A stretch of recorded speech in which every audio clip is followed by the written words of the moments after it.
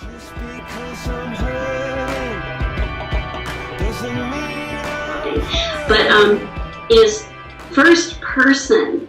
First person seems to be missing from scientific materialism. I mean, there is no accommodation for the interior self. That bothers me in scientific materialism. Everything is third person.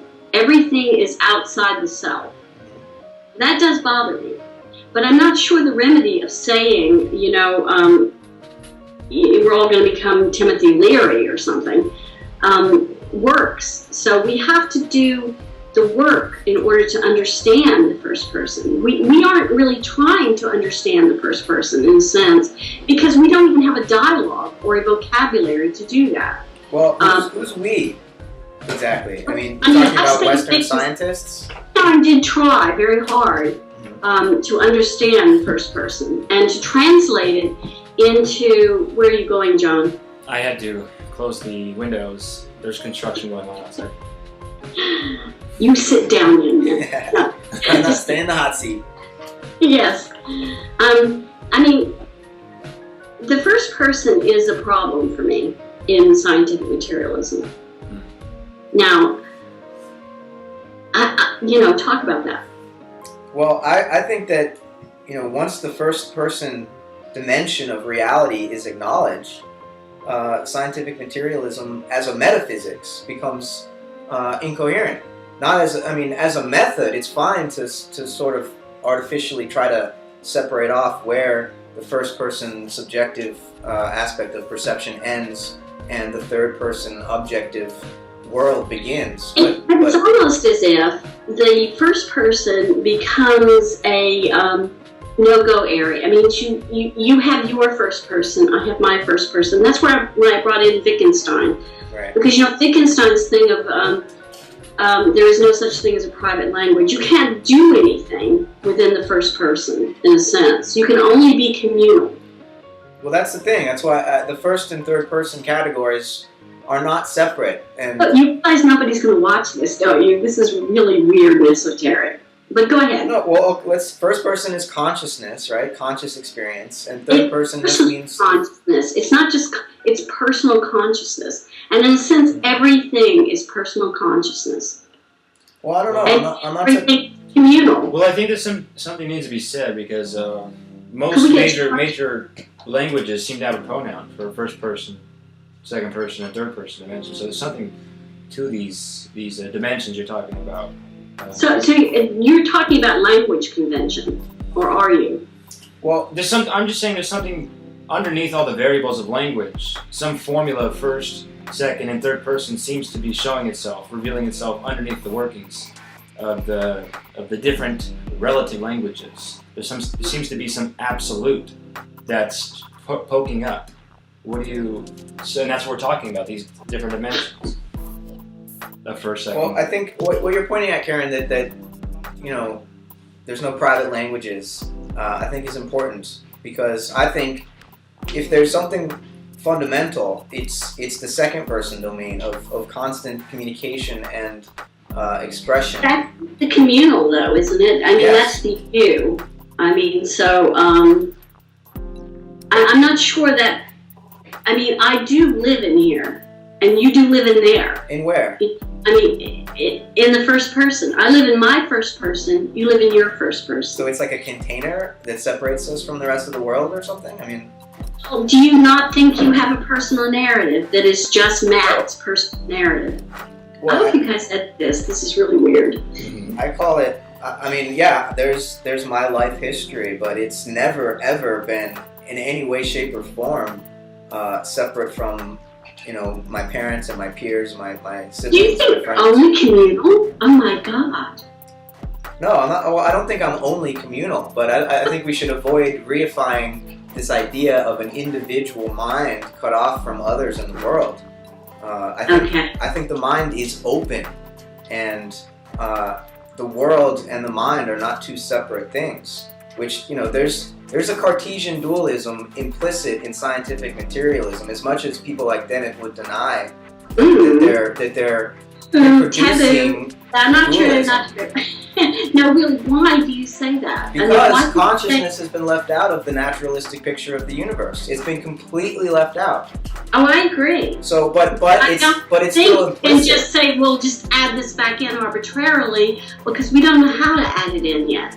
Not we within a don't materialistic framework. We don't. It's impossible. Like consciousness shouldn't exist if we live in a mechanical, materialist universe. Yeah, Dennett would tell you you're absolutely right, young man, that really there is no such thing as an interior in the sense that, you know, there's a personal narrative in that sense. So, you know, I mean, I see why you brought up Dennett. I want to talk more about that. Yeah. Well, yeah. He says the person is a forensic notion, right? Right. So, and you know, I look at it from a Buddhist perspective, and I agree. Of course, there's no essential, self-existent ego, you know, that views the world from as if it were outside, you know, looking at a projector screen. That's a completely naive understanding of consciousness, and so I agree when Dennett criticizes that. But it seems like he's saying we can't take first-person experience or perceptual experience seriously because it's always an illusion. But once he says that you know, consciousness is really illusory, he ends up making, like, you know, science sort of impossible because we need to rely on experience to be empirical, don't we? So if we can't trust our experience at all and it's all an illusion, doesn't that sort of No, he's saying I think that there is a way to, you know, that what we do is sort of behavioristic, that we do what we do, and that we don't have to worry so much about what happens interior to the self, or even if there is an interior to the self. And in a way, if you're going to be a total dedicated materialist, doesn't that work better? I mean, doesn't it work better just to say that, okay, we're going to, like, not worry? I mean, it's, in a way, it's not, he's not like Skinner, B.F. Skinner, but he's close in a sense. And he is a behaviorist, if not in, you know, he's kind of a behaviorist. So he wants to say there's a black box. Yeah, no, I would call him a cognitive behaviorist, in that he's not just looking at the behavior of the outside of the organism, but he's saying it's just behavior of neurons that are responsible for everything. Which is the ultimate materialism. That is what, you know, the what parts of the brain light up and what parts can be studied.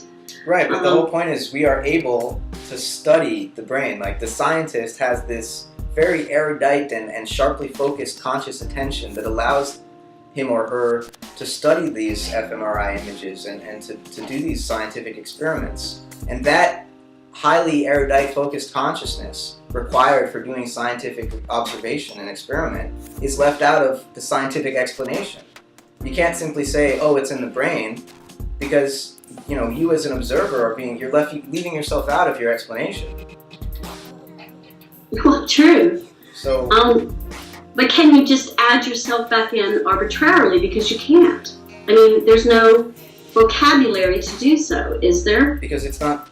No, there's not, and that's why I mean that's why I think materialism is somewhat. He's still laughing over there. What's up? John, What? He was laughing. we're laughing. No, I'm not. He's Sorry. trying to mock us over here or something. No, I'm actually just paying attention. No, I was in the heat of talking. I didn't even notice. But I mean, are you familiar with the anthropic principle, Karen? Oh, of course. I don't like it. You don't like it. Well, what does it mean to you? Because there's many ways of sort of This. It's a really big coincidence that human beings evolved in the cosmos. Right. How can we look at this and see, in fact, how they did? Okay, well, everything was just right. It was just like Goldilocks, you know? It's like everything was just right. How could that be? I'm not sure. I think it's because we were destined to be here. That's what I think it is. What do you think it is?